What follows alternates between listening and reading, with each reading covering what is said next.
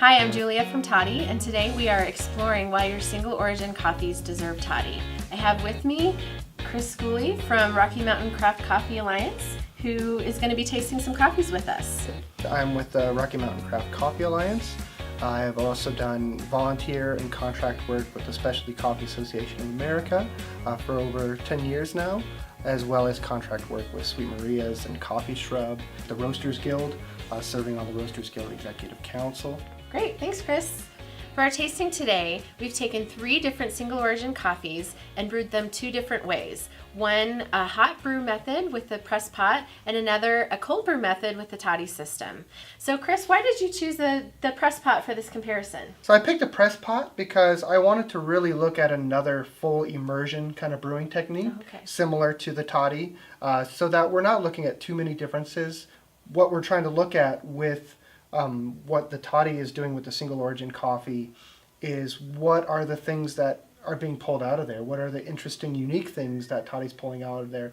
Well, let's get to tasting. So our first coffee that we're tasting today is a natural or dry process from Yirgacheffe in Ethiopia. So with a dry process coffee, we're tasting a lot of fruit flavors a lot of the time, but there's also a certain amount of dark chocolate or dark cocoa and maybe a little bit of earthiness, and there's some other flavors because of the sorting and processing that are kind of layered in there. It should be kind of a layered flavor experience, but the predominant one is the fruitiness and then also those dark chocolate notes.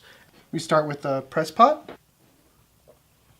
and so I get definitely a lot of that fruitiness in the aftertaste, as well as some of that cocoa. It's almost like a carob, like a natural kind of carob flavor.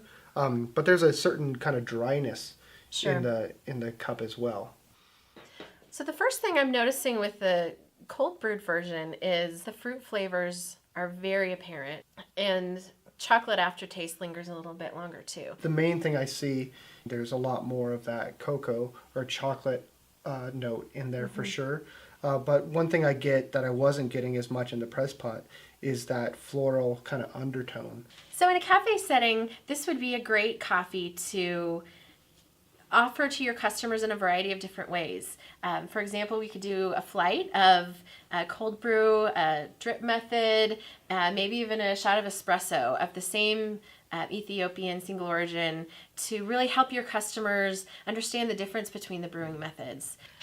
Okay, so the next coffee is a light roasted Kenya.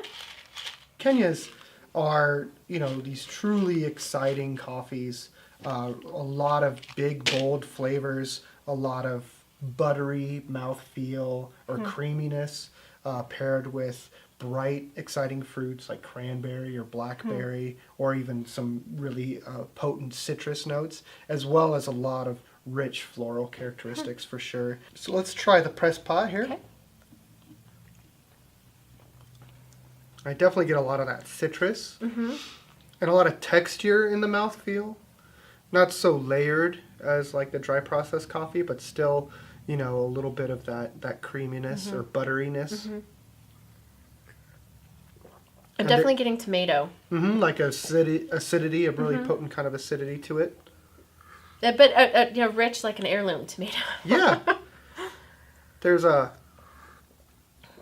almost a savory there's almost a savory flavor there. Right. With the tomato or the brightness paired with that body. Right, but you can definitely get the citrus. We'll see how the cold brew process compares. Wow. That butteriness is pushed, is a little more caramel-like. There's a little more sweetness paired with the butteriness. Well, it's punchy. It kind of knocks your socks off a little bit, but at the same time, it's almost like a punch bowl where I'm getting fruit. I'm getting almost like a little bit of vanilla and caramel, like you're talking about. So it does. I don't know if I would serve it with sugar or milk as much, because it only seems that, I don't know, adding anything to it might really take away from some of the effervescence that it has just naturally. For sure. I think this is a great just cold beverage, or even if you did a hot preparation of the concentrate, and see what came together with Sure, that. like steaming it with an espresso machine steam one. So our next coffee is a Nyamyumba from Rwanda. It's a light roasted coffee. So Rwandan coffees are really remarkable. They have some really ripe cherry flavors and some nice milk chocolate flavors, but they're not too complex, but they still have a lot of exciting characteristics to them. And what I get in this press pot is kind of what I was saying before, just a really balanced cup of coffee. Like there's still some nice, like I was saying, ripe cherry notes and good sweetness, but it's really just easy and approachable. Great, first cup of the day for sure. Sure. I'm definitely getting the sweetness, but a little bit of tanginess too. And toddy brewed. Let's see how it holds up.